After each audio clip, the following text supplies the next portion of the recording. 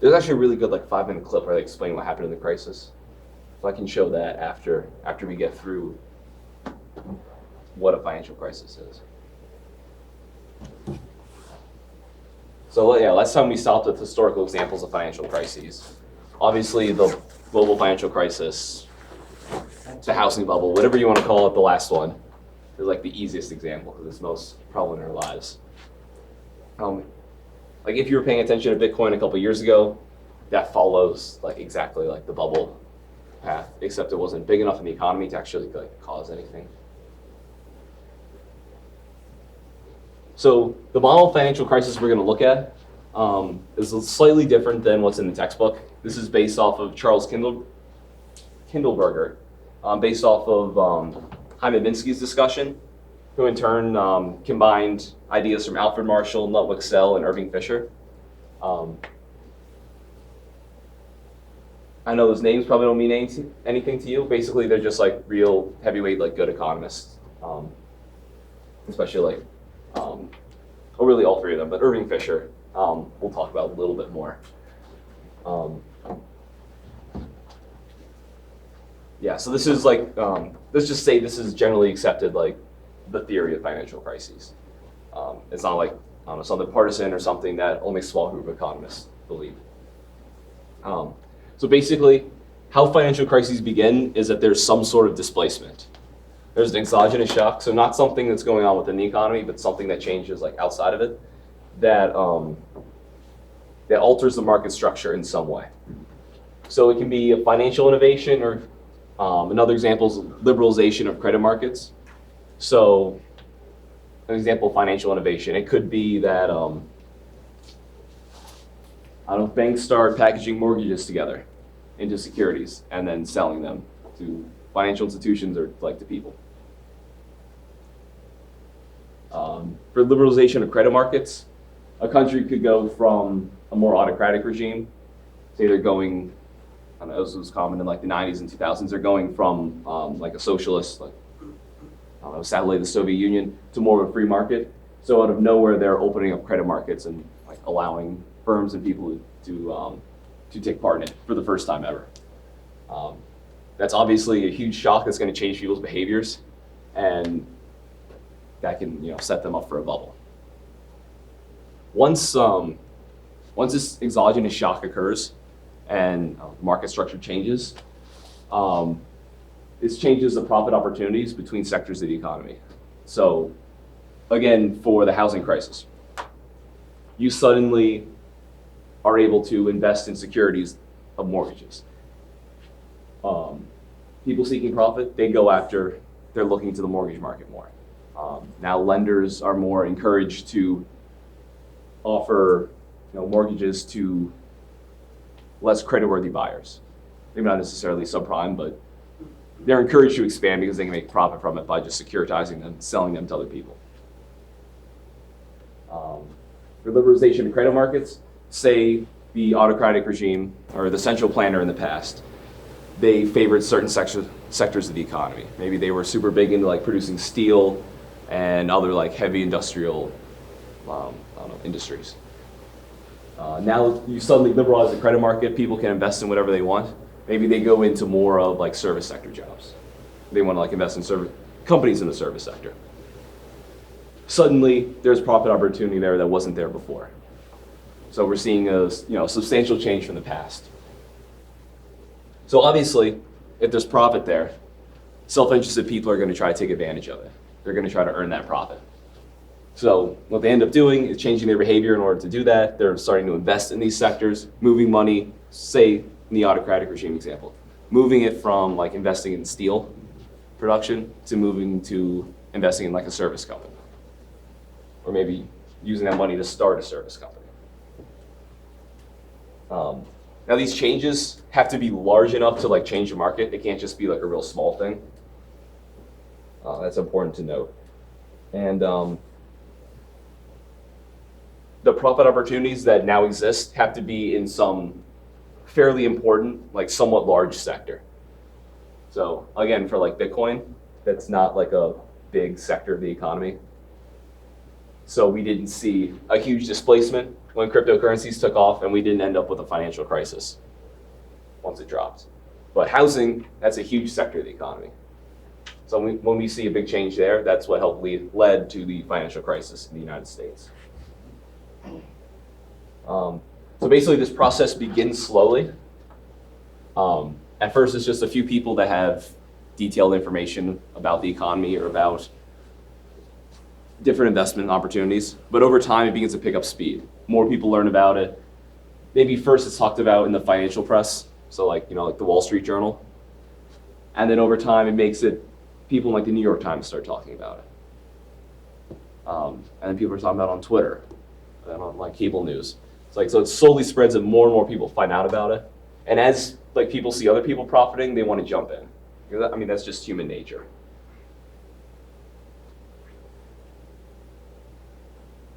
Okay, so for Minsky, this people shifting into new industries to take advantage of the profit, this is exacerbated by an expansion of bank credit, which enlarges the money supply. So more people, or I guess more financial institutions, are offering loans to firms and to individuals to be able to jump into these markets because now it's more profitable than in the past. It's also fed by the creation of often new banks or new financial instruments. So because there's now mortgage-backed securities being offered, banks find it much easier to offer mortgages to people. Maybe you don't want 80% of your assets to be in mortgages because that's not very diversified. But if you take a bunch of them, spin them off into a security and sell it, you've got those off your books. So now you've just got money you can invest in other assets. So banks, compared to the past, are now going to originate more mortgages. So now prices also increase as more firms and individuals invest in that asset or sell that product.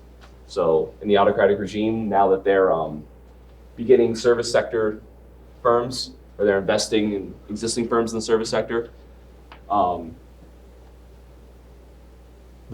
value of those firms and maybe the prices of the services they're offering are going to increase as more and more people are trying to invest in it.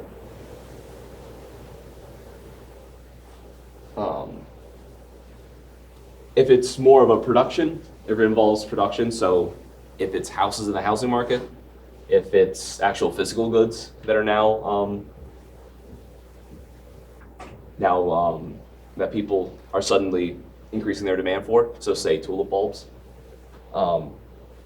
prices are going to increase for those as production is limited by either fixed assets, so there's only so much capital that you can use to build a house, and you can't just go out and buy like a new backhoe to like dig out the foundation like immediately, like that takes time. Or if it's purely financial stuff, there's only so many of those securities to go around. So if banks can only create so much mortgage-backed securities in the short run, the prices are going to increase because more people want them.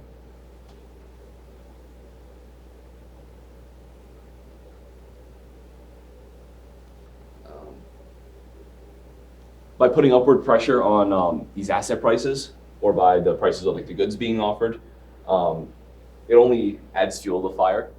So it basically creates like a positive feedback loop that continues to increase prices. As people see these prices increasing, they're now investing more in it because it appears to be a profitable investment. And so on, the prices go up and up and up. Eventually, investors begin to believe that these price increases are going to last, that they're going to be long-term instead of just some short-term change. So this is what Minsky and Kindleberger refer to as the euphoria stage, that the price increases are believed to go on forever. This is often called a new normal. In the lead up to the Great Depression, when the stock market was taking off, a lot of people believed that was the new normal, that we're going to see massively increasing stock prices every year. That in the past things were up and down, but now something's different because they were living in the modern age.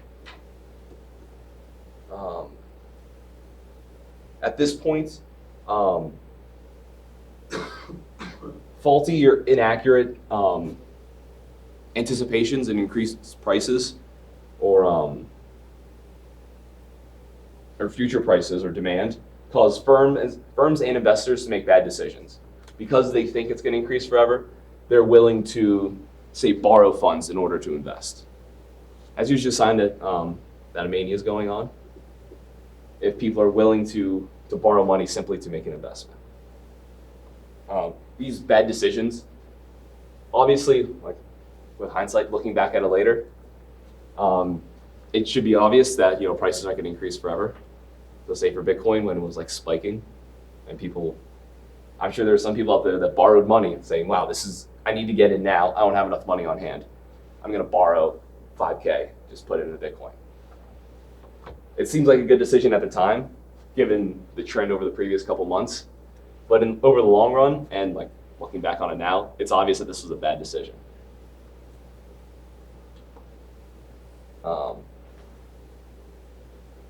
If it's combined with expansionary monetary policy, so if the Fed is keeping interest rates low, that only adds fuel to the fire and can make it even worse. In the lead up to the financial crisis, the Fed kept interest rates very low. The federal funds rate got down to like 1% at one point in like 2003, 2004. There were some good reasons and some bad reasons why the Fed did that. One of the reasons was that the data was wrong. They were concerned about very low inflation or deflation. Turns out that the estimates they had, back then they were still using regular PCE, or personal consumption expenditures, as their measure of inflation. And they under-anticipated or under-measured inflation. Going back, like they constantly revised data over the next like 2 years, like looking backwards to make sure that they got like an accurate measure of it, and they ended up revising up inflation by like 1 or 2%.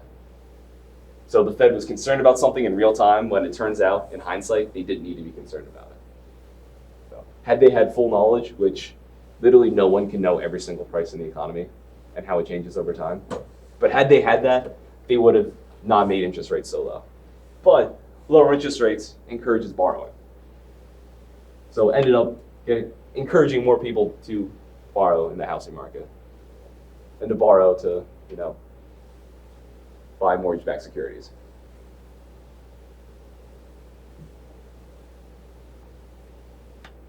So early in is the so-called smart money, the insiders. They're highly knowledgeable about the sector, about the industry, about the economy in general.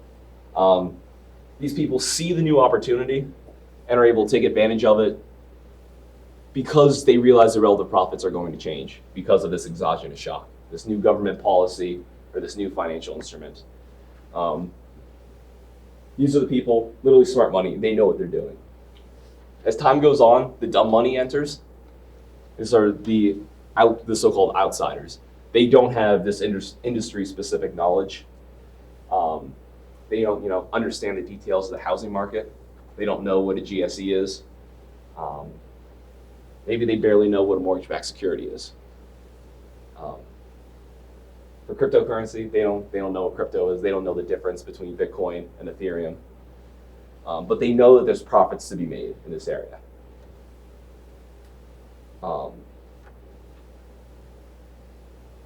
They hear about it through like the popular press or through insiders talking about this new profit opportunity and how much profit they've already made. The key is that inside the insiders, they're in early, and they've locked in profits before the outsiders even hear about it. There's a famous story of a trader, and I was looking this up, but I couldn't find who it was.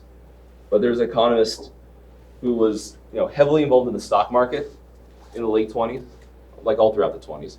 In like the mid to late 20s, he said like, this is a bubble, this can't last, I need to sell out.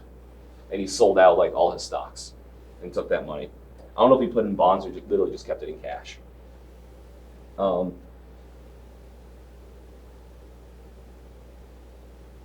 He did that when he was getting his shoe shined one day, and the shoe shine boy was giving him stock tips. That's the quintessential outsider. Someone with like the least amount of knowledge back then, a shoeshine boy, saying, oh yeah, you should go after this stock, you should pick this one. And he said like, things are going bad. I don't know when, but that's a bad sign. And he was right, obviously. The Great Depression did happen. So the dumb money the outsiders, they tend to not have detailed information about what's going on, or even an understanding of the underlying process, why it's now more profitable suddenly. They just know that it's a sure thing, which, is often a phrase you'll hear used to describe these assets or these products in manias, that it's a sure thing. You got to get in before you miss it. That's another one. So at this point, I want to note that each individual in this is still acting rationally. They're not acting irrationally or acting crazy. They're still acting in their own self-interest. Looking at the costs and the benefits that they see, they're acting to, maximize their utility or maximize their future stream of income. The problem is people aren't always right. And especially the outsiders not having enough knowledge of what's going on here, they end up being wrong, thinking that these trends will continue forever. Partially because they don't know the asset, the market, whatever itself. But people are still, some people use the existence of manias as evidence that people act irrationally.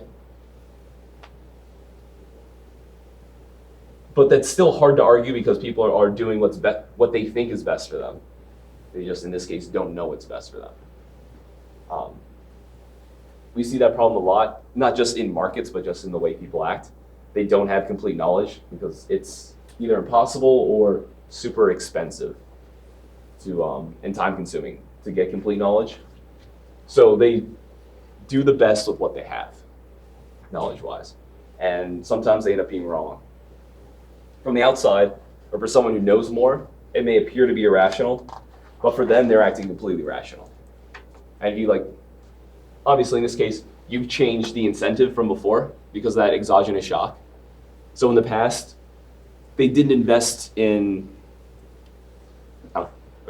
let's say they didn't, in the financial crisis, they didn't take out mortgages in the past. They weren't going to. But now there's been this change that now banks and GSEs have been incentivized to lend to subprime borrowers. The government was straight up telling Freddie and Fannie that they needed to lend to more subprime borrowers. Banks saw Freddie and Fannie doing this and realized they could get those subprime borrowers off their books by securitizing the mortgages. When they combine those, suddenly they're willing to offer far more mortgages. People see low interest rates. They now, for the first time, have banks willing to lend to them for a mortgage. Odds are they're going to take out a mortgage. They're doing what they think is best for them. We found out later that's wrong, but they're still, in this case, acting rationally. And if you somehow change the incentives back to how it was structured before, people would act like they were acting before. And we often see that once people realize that this asset isn't going to go up forever, they see cryptocurrency, like the value tank. After the financial crisis, lending standards increase. So now subprime borrowers have harder times getting home loans. They're not taking out mortgages anymore.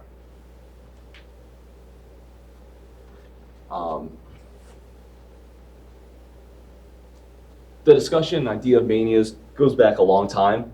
Like the first financial crisis I listed in the modern world was in the 1600s. But there were even some from the Roman Empire before that.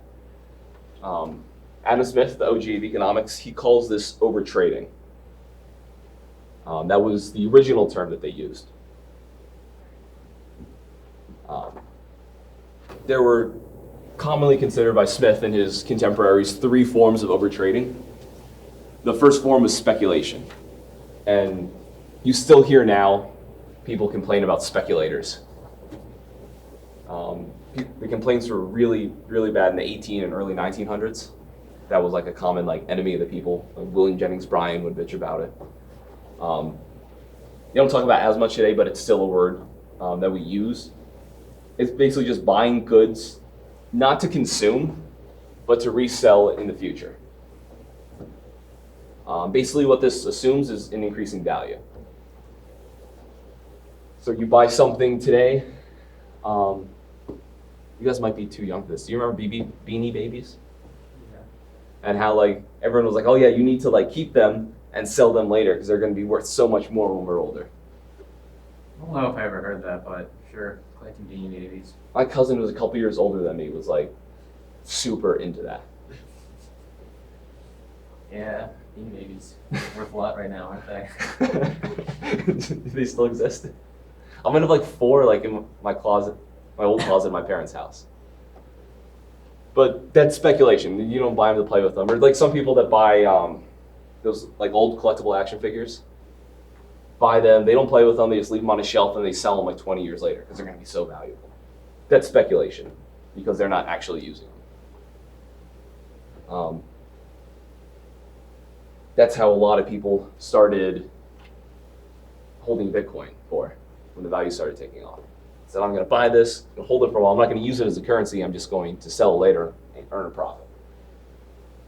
That's the first form of overtrading. The second is the overestimation of profits. So this is the estimation of profits, or the overestimation, is fed by past value increases and a stream of positive news. So when you hear over and over again about this great new product or this great investment, and you see in the past a lot of increasing value, people tend to think that's going to continue into the future. So they end up overestimating how safe an asset is and what the profit's going to be like as time goes on. There's also a herd mentality of peer pressure to join what everyone else is doing. So if you see a ton of other people talking about how they're investing in something or how they're buying a house, how they're all buying this new product, it's human nature to want to join them. Behavioral economists talk a lot about human biases, about the ways our brain works. It's a little too much psychology for me, but even I remember like Psych 101 where you walk into an elevator and stand the wrong way and you like do it really confidently. Other people get kind of weirded out and then they turn and like join you because there's that human fear of missing out or doing something different. So it's that same kind of idea here. Everyone else is doing it, so I kind of have to do it. And again, a cognitive bias is not a sign of irrationality, like some behavioralists say. It just gives us the wrong estimation of the costs and benefits. So like some behavioralists say like, oh, because of this cognitive bias, like humans that we naturally have, we're irrational and therefore you can't let people in the market handle this. You can't let them on their own. We need some sort of regulation or structure or laws to force people to do the right thing. Only problem is if people are irrational and they don't do what's best for them, they don't respond to incentives properly, these regulations aren't going to work. You can't say put a tax on the wrong thing to encourage people to do the right thing, because if people are irrational, you don't know if they're going to buy less, buy more, or not change. Only if people are like rational and they respond to incentives and respond the proper way can like that tax or that regulation actually work. And the last is excessive gearing. So that's buying on margin or credit. Or in the past in installments. People don't really do that anymore. But like you buy oh no, they do that sometimes like the infomercials. I guess people still buy that. For 9 easy payments in $19.99. Billy Mays is up there with his like bright blue shirt selling you something. Billy Mays. Hey folks, Billy Mays here. I miss him. My senior year of high school, I went as Billy Mays for Halloween. That was like right after he died. That's what you have Phil Swift now. Really? Yeah. So the kid had free Flex Seal? He didn't have the same last name, but it was like he could make Billy Mays jokes. Dude, that's awesome. His commercials are so entertaining. What's the new one he did? Remember the old one where he took the Flex Seal and he sprayed the screen door and then used that as the floor of a boat? Now he took 2 pieces of glass. That's it. He and sealed the flex glass. glued them together. Yes, that's wild. And he smashes the glass with a sledgehammer for absolutely no reason. Yeah, I love that scene. It's so dumb. There's no point. He doesn't actually glue every single piece of the glass together. But I'm so excited for it. I want to buy some glass seal stuff. Flex glue. Flex glue, that's it. Flex glue. Did you ever see the show Pitchmen before Billy Mays died? It was him and Anthony Sullivan, who like doesn't do stuff anymore. But he was like the British like Pitchman. Yeah, he still does stuff. He does? Yeah. Well, not having cable kind of scares me. But Because I've been really seeing him lately. Lane after Billy. That's true. That show was really good. I didn't know that they had a show. It was on for like less than a full season because Billy Mays died. So the last episode was like a tribute episode to him. It was actually like really sad.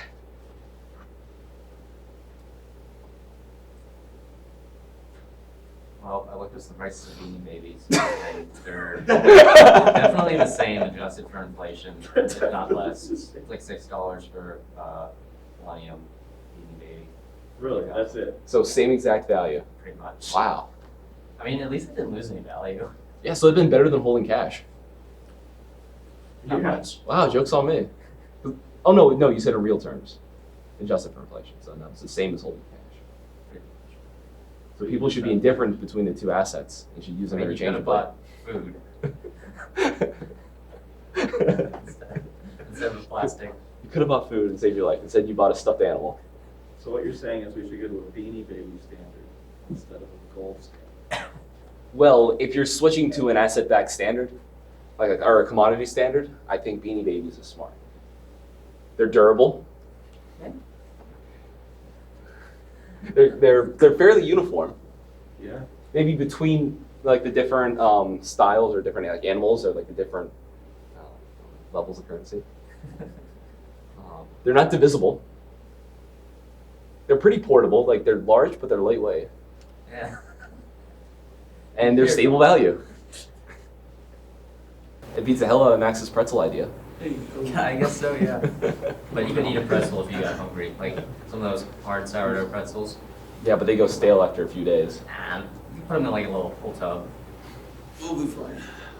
What if you put them in your pocket and they break? I don't know why you do that. I think when you break off a piece of the. You never put a pretzel in your pocket to save it for later. No. Well, I guess you can grow up in the lap of luxury surrounded by pretzels. You don't There's a have to. bag. You just put it in the bag. Or finish it. They're not that big. What was in like a big bag, like a big bowl? Like you pour it out in a big bowl. It's like someone else's You're telling house, me- and you're taking a handful for the road. You never put some of those in your pocket? You just do that. Not all the time, but I've done it in the past. Would you put like a hot dog in your pocket too? I'm not a hot dog guy, so that's a tough one. I did put the chicken on a stick from a Chinese buffet, wrap that in a napkin and put it in my pocket. Why? Well, I was full, but I knew I was gonna be hungry later. Well, why'd you just carry it out with you? Because I didn't eat it for like 2 hours. So you just left it in your pocket. Are you gonna walk into a high school basketball game carrying a piece of chicken? No, that's weird. I don't know. I'd say they're probably eating it You weird. put food in your pocket. Do you put like sausage links in your pocket right here? You see, the best part of that is you don't have to touch your fingers to it, so they don't get all greasy. Yeah. Then you can still rub on your phone and it won't be a problem. But then you just have this big, smelly stain in your pocket. From all the food Okay, you do. can wash your shirt. Yeah. Yeah, what now, Max? You're probably that gay. You're the reason we can't have ice cream in our back pockets. I'm no horse thief. Yeah, you are. Is that really what it was from? I don't know. Dude. We were talking about on the trip how some Is it places. New York? I'm probably New York, but I know a bunch of places have that law. Hey Siri, in what state and why can I not have ice cream in my back pocket? Yeah, old man was one of them. I found this on the web. I wasn't expecting a male voice. It's British. I use the Australian Siri male. Yeah, Australian people creep me out. I might have gone back to British guy. That's a hot take right there. You out. Well, it's illegal in Alabama and Georgia. Oh, ice cream in your back pocket? Yeah. Why? It's also illegal to flick boogers into the wind. That sounds reasonable. Yeah, actually, I feel like there's not that long. It's probably not. So. It's also Well, illegal. that definitely happens. There are so many weird laws. Like you can't own an ostrich in certain places. You also can't like take a horse down Main Street on certain days of the week. So putting salt on a railroad track can be punishable by death in Alabama. That makes sense. Doesn't that mess up the train or something? No, back in the day, lawmakers feared that it would cause cattle to climb on the tracks. They're scared of what? They didn't know for a fact. They're just afraid it could It happen. just says fear. Fear of what? Deer like salt. Yeah. So they don't care about deer, but cattle are a valuable asset. Do they have deer in Alabama? They gotta have some type of deer in Alabama. Probably they have white-tailed deer. I don't know the nature of Alabama. Man, I don't Roll think Tide. anybody knows a lot about Alabama. Alabama deer population is. You know what the Alabama state motto is? What? You know what the Alabama state motto is? Thank God for Mississippi. That's definitely not the roots. If it weren't for Mississippi, they'd be last. They had a peak of 2 million deer in 2000. Those are So- big numbers. You gotta bump those up. That's like the majority of the state's population right there. Probably like 5-to-1 What's deer. the, what's the? Okay, look. Who has the average higher education level? Those deer or the Alabama resident? Well, they have the University of Alabama there, so I that probably found- brings up the I average. don't know. I found, so it's only illegal in Georgia on Sundays if you have an ice cream cone in your back pocket. Does it say why? Yeah, to stop people from stealing horses. It always has to do with horses. So how would you steal a horse using an ice cream cone in your back pocket? They would walk all the way to their house without having to look in their back pocket, without even having to look back at the horse. Oh, I get it. Oh, so they couldn't be accused of trying to steal it because they didn't do And anything. they would just follow them. They would just walk. Interesting. Why does it always? But why is go that back only to on horses? Sunday? Because those were the biggest durable goods back then. But yeah, why is it only on Sunday? Yeah, why That's because is- it's the Lord's Day. You can I do guess it on so. any other Yeah, I don't day. understand I why guess any- horse thievery is okay. I don't know. It's- Horse thievery is okay if it's not the Sabbath. Did you know that members of the state assembly cannot be ticketed for speeding while the state assembly is in session? Yeah, I knew that. That's like every state. No, sorry, dude. It's also. I like didn't the know that, federal but that's not government. surprising. No, that's like pretty big thing. It's pretty common. It's also illegal I in mean, just like an Kentucky, ice cream in the back pocket is. Kentucky, Alabama, and Georgia. It's what? That's where the ice cream in the back pocket's illegal. Interesting. I wonder if it was that big of a problem. Like, how many people had to do that they passed the law?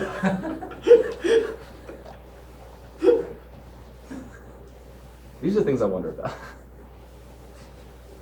We need some investigation of these topics. No monetary policy investigation, only ice cream and horse thievery. Monetary. What does that even? How does that affect people's lives? Horse thievery? It Yeah. impacts each and every one of us in the community. Some people could be kidnapping horses and selling them for meat, Or glue. or glue, or both. Glue and meat. My great grandpa got in trouble during the Civil War because he was a butcher in Hagerstown, Maryland. He was selling horse meat to the Union Army and said it was cow. You can tell the difference, really. I don't taste like chicken.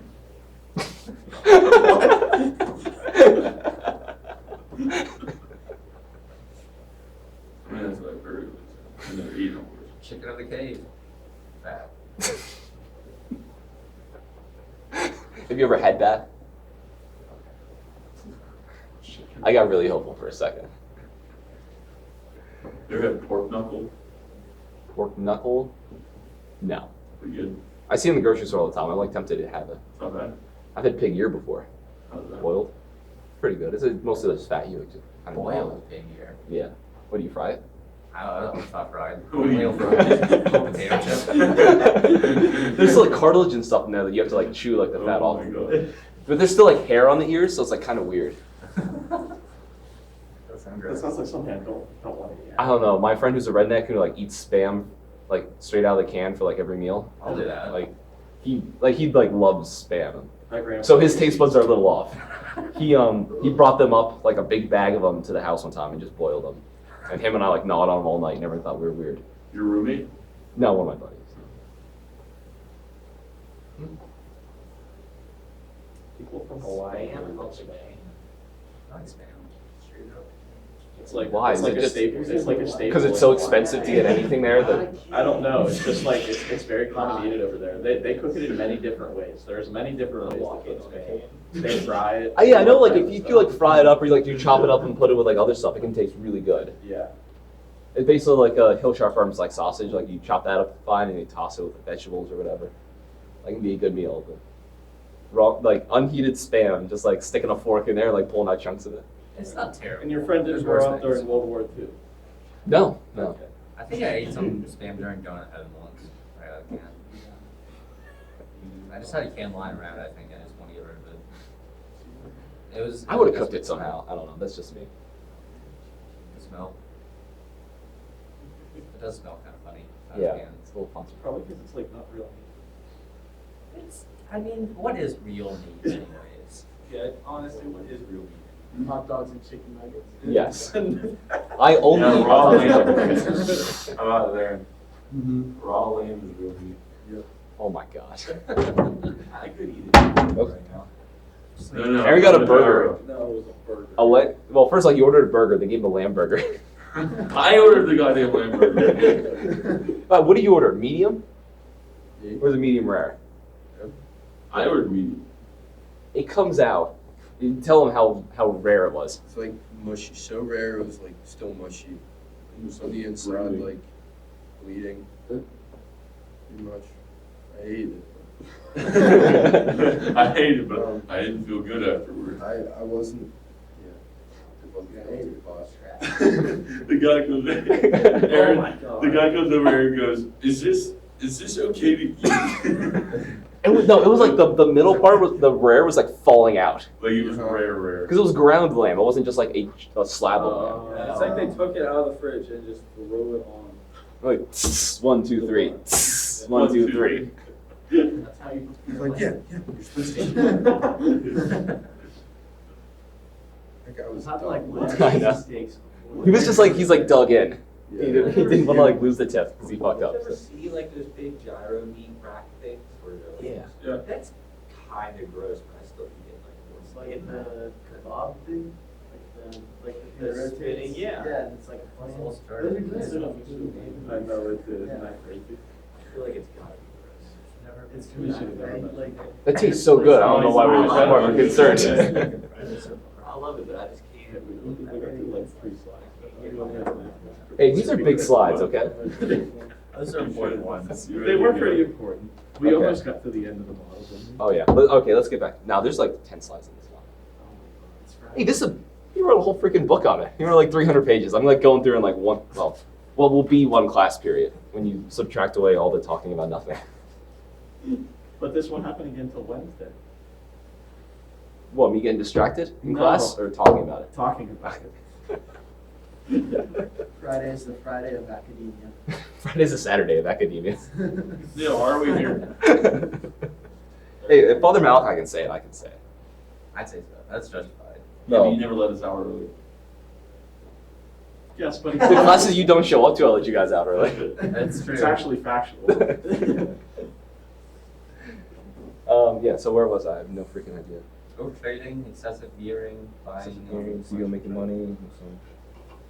Okay, yeah, if you knew something of value would double overnight, wouldn't you put as much money in that as possible? Yeah. Max has his fixed horse races. I do. You can put as much money on that, or if you, I don't know, Martha Stewart tells you that like something with her company is going to double in price, take advantage of that. No, I'm not going down with Martha Stewart. Dude, she's tough. She's been to prison. I bet you it was just like, what's that show, The Black, whatever? Blind Mirror. No. Orange is the New Black, I bet you Yeah. it's just like that. Martha Stewart in there just.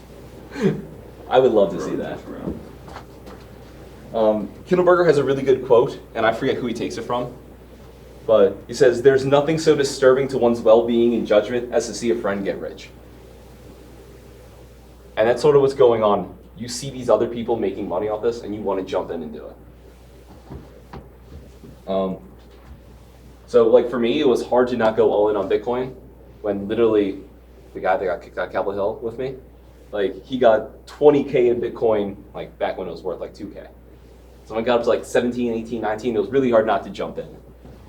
And like I'm really like talking about it in class, so, like I understand like what's going on behind it. So really, really hard. Luckily for me, I was poor, and I remember Kindleberg, and I'm like, this looks like a fucking mania right now. Like there's no way this is sustainable. But plenty of other people put a ton of money into Bitcoin. You see like all those like 17-year-old kids are like Bitcoin billionaires because they put like $5,000 in like 2 years before that, and it spikes and they're worth all this money. Then it crashes and they lose like half of it. I'm not crying. They still earned a profit. But Pulled out at the right time when people yeah, if you can time the market, yeah. it should. In hindsight, it should have been so easy to time it. It peaked right when it started trading in the Chicago Mercantile Exchange, so you could buy futures of it. So for the first time, people could bet against Bitcoin. Oh, yeah, that makes sense. Yeah, once you could like basically short Bitcoin, value started plummeting back down to like reasonable levels. It was just going up. Like at one point you had to realize that you made this much money on it. If it was me, if I bought in when it was at 2K, I would have sold by like 5 or 6. There's no way I could have stomached staying in after that. If you like double to triple your investment, Yeah, triple your investment, how do you not? like at the time you're like, this can't keep going, and then it spikes to like 19. But still. Yeah, but I mean, it's like impossible to like time these. When overtrading reaches its peak, with the dumb money jumping headfirst into it, and like your uncle who heard about it on cable news, or like your aunt who found out about it on Facebook. Once they start getting in, that's when we're in the mania stage. So these people are trying to get rich without understanding like what's going on and what's involved, what's going on behind the scenes, like with no understanding. They're just in because they can make money at it. This is the natural time for swindlers to enter, and this is actually like a common like point in the mania. This isn't just like consumer protection people complaining. You see a lot of scams because people don't know what's going on. So that should be another clue to like get out of the market while you still can. Once you start hearing about, oh, beware for fake Bitcoin traders, or beware for people trying to sign you up for mortgages that aren't real. Now, I forget what the issue was during the financial crisis, but there was like mortgage kind of scams like that.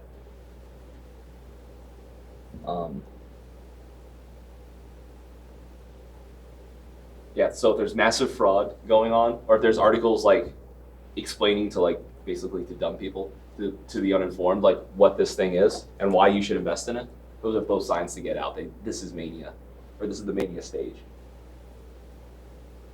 So then at the peak, some insiders and early investors, they take the money and run. They figure that this is unsustainable, too much dumb money is getting in, so it can't last. So they either have an idea or they know when to walk away from the market. So at this point, new investors, they're still joining the market because of the past price increases. So you don't see the value of the assets, or like, I don't know, the number of mortgages bought. You don't see those start to decline. They still like hold steady, maybe even slightly increase depending on how many insiders sell out. But the massive growth we've seen in the past stops, and then some uneasiness and some confusion starts to set in, especially among the less informed investors. They start to get confused and concerned that prices aren't increasing suddenly. Like, what's going on? This shouldn't be happening. And they think it should be happening solely because they're looking back on what's been going on the past year, 2 years, 5 years, whatever.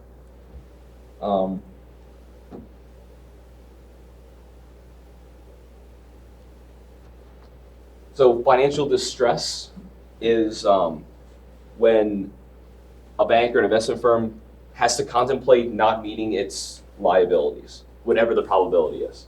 At the point where they're concerned that they might not be able to, so they like check the probability and try to determine what they're going to have to do. That's the idea of financial distress. At this point, when the prices stop increasing, they level off. Some over-leveraged investors that anticipated prices increasing constantly, they start to experience financial distress. When these firms or investors are distressed, they usually make some sort of move to bolster liquidity.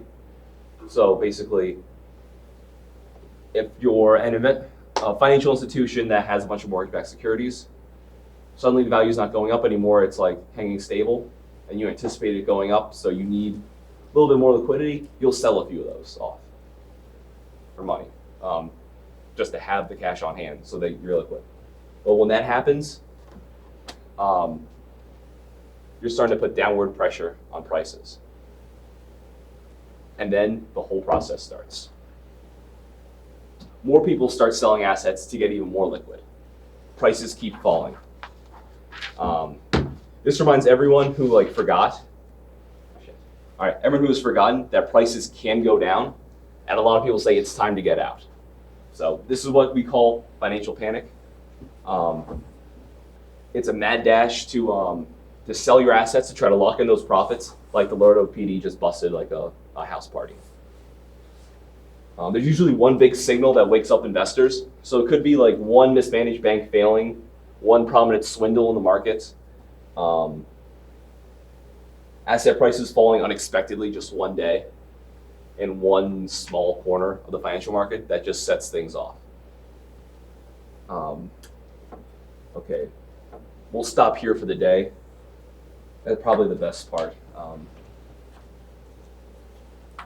Next class we'll keep talking about the financial panic model. We'll get into the Great Depression